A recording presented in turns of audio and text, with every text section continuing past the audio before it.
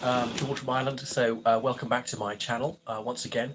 Yet more evidence has come to light of Moscow's ultimate intention, which would be to invade and annex the Republic of Moldova.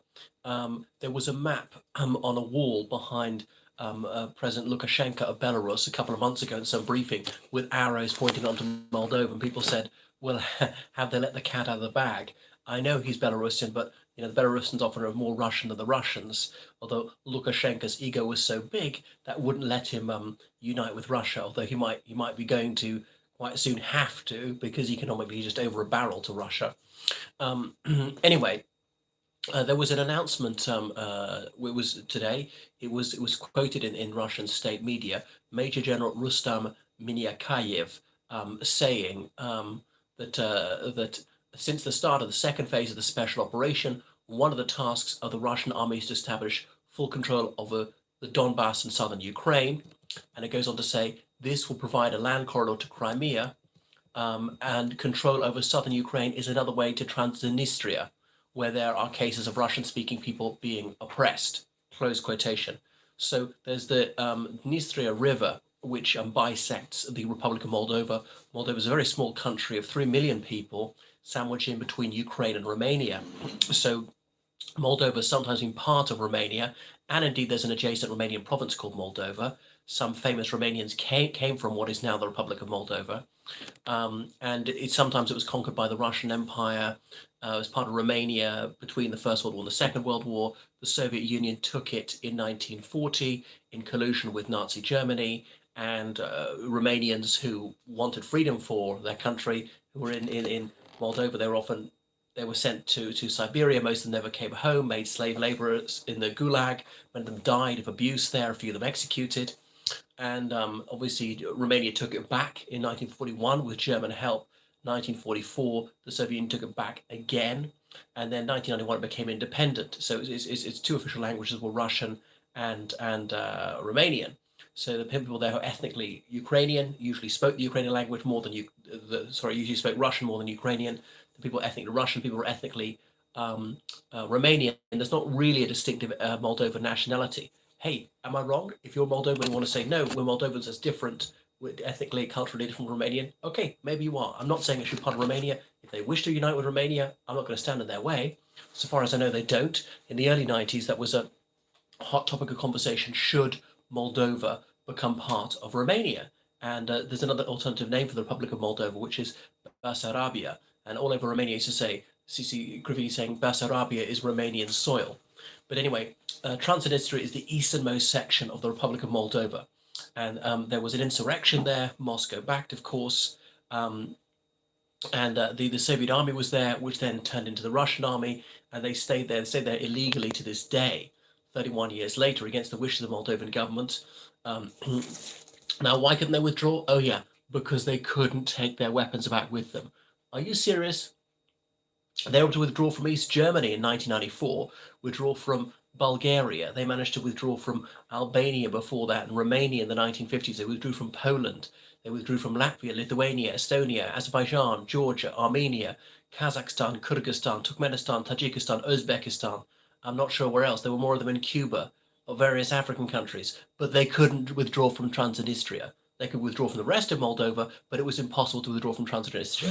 And they're calling themselves peacekeepers, when of course they're aggressors illegally occupying the country. And then there's this putrid little statelet, which is a sort of nowheresville, really outside international law, an unrecognized breakaway. I don't think even Moscow recognizes it as an independent country, but trying to keep the Soviet Union going. Now, you can cross from Transnistria into Moldova proper, that it's actually controlled by the Moldovan government. And the Socialist Party in Moldova is the pro-Moscow one, that's colluded with them. And to even get to Transnistria, the Russian troops, they fly into Chisinau, or Kishinev, if you prefer, the capital of Moldova, and they take the bus from there to Transnistria, because Moldova dare not do anything against Russia, because Russia could simply turn off the gas.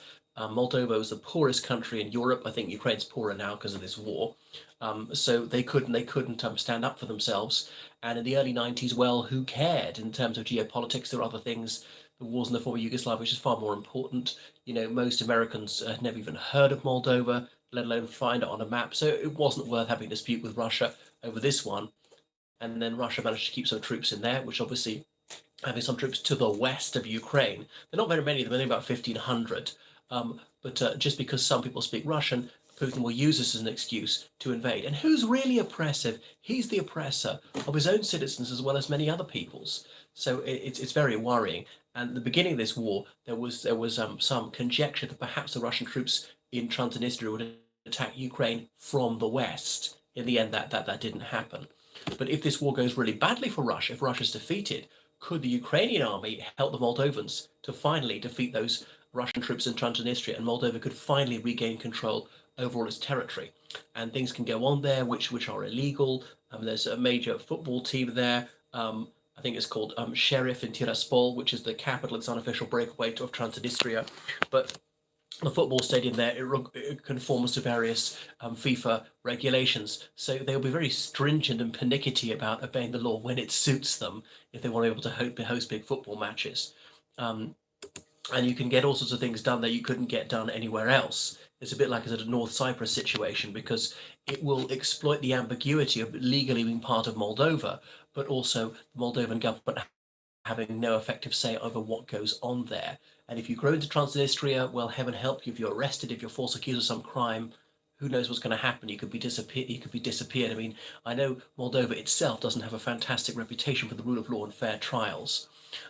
So it's dodgy. I'm not saying that people from Transnistria are bad, but they've got very few rights, and you dare not speak out against the system, sort of neo-Stalinist. And that's the kind of system that Putin would wish to expand. So the people in Transnistria, do they want to be part of Russia? I don't know, because it would be very unwise to say that you don't, because you know what would happen to people who speak out against Putin in places which are effectively extensions of Russia, just a satrapy of them. And he's tried this trick before. Well, actually, Yeltsin, I know Yeltsin has a good reputation in the West, and yes, he did democratize Russia, but he also illegally occupied some of Moldova and indeed Abkhazia and South Georgia, Abkhazia, South Ossetia, the same thing. Russian troops illegally occupying the country, posing as peacekeepers. They're very aggressive, the very ones who invaded it. You need peacekeepers, fine. Do you go to the United Nations? That's what it's there for. You find troops from neutral countries who are acceptable to both sides. Um, um, but they don't do this. So, and it's yet another indication that if Putin gets away with annexing a substantial proportion of Ukraine, then he is not going to stop there. This is only the beginning to invade another country, Moldova, where he already has a foothold.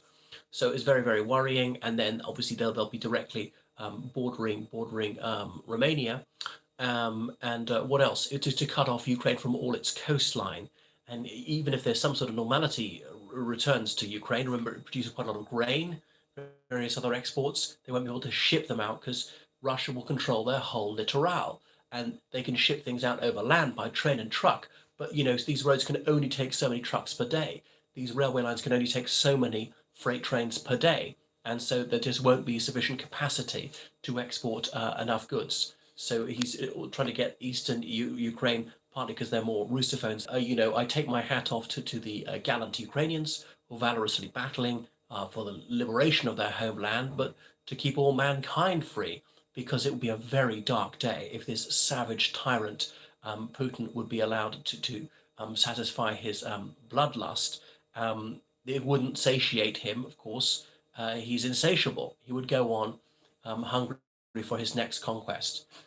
So that's why we should provide them all the material they need and not really think about the cost. You know, the US spending $700 billion per annum on its militaries. If you give 1% of that to Ukraine, Ukraine would do a lot with it. I do watch Russian TV sometimes. I used to watch, Pierre-Vim a lot more. I mean, I lived in Moscow for a couple of years.